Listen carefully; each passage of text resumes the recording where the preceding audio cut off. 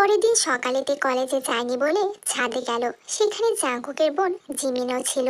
হবু ভাবি যে এত সকালে ছাদে, আমাদের ভাগ্য কতটা ভালো তাই না বলো। পাশাপাশি বাসা থেকে বিয়ে হবে। আপু তুমিও? আমিও কি? ওই ক্যাডার সাহেব আমার শিক্ষক, তাকে বিয়ে করা মানায়? কেন মানাবে না? কেমন দেখা যায় স্যার আর ছাত্রীর বিয়ে? আমার ভাই না হয় একজন শিক্ষক, তাই বলে কি এখন কাউকে বিয়ে করতে পারবে না? ভাইয়ের জন্য যে পাত্রী দেখতে যাব, সে তো কোনো না কোনো কলেজের ছাত্রী হবে। বিউটি দেখে তো নিশ্চয়ই ভাইকে বিয়ে দেব না। বুঝলাম, তুমিও লেগে আছো আমাদের বিয়ে দেওয়ার জন্য। তোমার সেই খাদ্য বিশেষজ্ঞ ভাইয়ের কি খবর? বিয়েতে আসবে কি? ভাইয়ের সাথে তো তেমন কথা বলার সময়ই হয় না। আজ 5 বছর হলো বাইরে, মাসে 2-1 বার ছাড়া কথা হয় না। ভাইয়াকে তো তুমি ভালো করেই জানো, পরীক্ষার আগে কারোর সাথে কোনো কথা বলে না। বিয়েতে ভাইয়া আসবে না, আর কয়দিন পর ওর পরীক্ষা। ও আচ্ছা, তাহলে আমি আসি। রেডি থেকো, কাল সকালে আমরা শপিংয়ে যাব। বলেই জিমিন সেখান থেকে চলে গেল। তে বুঝতে পেরেছে জিমিন কষ্ট পেয়েছে। সুগা আর জিমিন একে অপরকে ভালোবাসতো। সুগা জার্মানি যাওয়ার পর তার খোঁজ নিয়েছিল, কিন্তু 1 বছর যাওয়ার পর তাদের মাঝখানে আর কোনো যোগাযোগ নেই। সন্ধ্যাবেলা জাঙ্কুক আসে তেকে পড়াতে। স্যার। বলো। আপনাকে না এখন আমার স্যার মনে হয় না। তাহলে কি মনে হচ্ছে? আমার হবু বর। মানে? বুঝতে পারছেন না?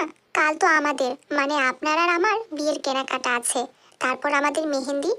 আপনার নামে আমি আমার এই বাম হাতে মেহেদি দেব। তারপর হবে আমাদের হলুদের অনুষ্ঠান। আপনাকে আর আমাকে জনে জনে এসে হলুদ লাগিয়ে দেবে।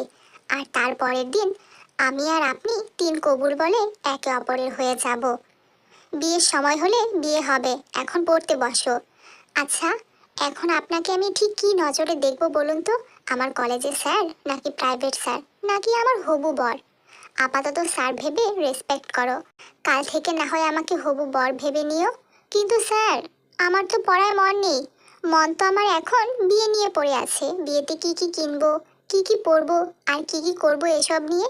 ঠিক তখনই তের ডান গালে জাঙ্কুক কষিয়ে এক থাপ্পড় বসিয়ে দেয়। সেই তখন থেকে দেখছি বিয়ে বিয়ে করে যাচ্ছ। তুমি কি মনে করো আমি জানি না যে তুমি বিয়ে করবে না? শুধু শুধু পড়াশোনা থেকে মনোযোগ সরানোর ধান্দা, তাই না? চুপচাপ পড়তে বসো। আজকে জাঙ্কুক আর তের মেহেন্দি অনুষ্ঠান। তের দুই পাশে পার্লারে 2 মেয়ে বসে মেহেদি দিয়ে দিচ্ছে, আর সামনে কিছু মেয়ে নাচ গান করছে। তের বেশ ভালো লাগছে। নিজেকে আজ সম্রাট শাহজাহানের বেগম মমতাজ মনে হচ্ছে। দুই পাশ থেকে দুইজন আমার হাতে মেহেদি দিয়ে দিচ্ছে, সামনে কিছু মানুষ নাচ গান করে এনজয় করছে।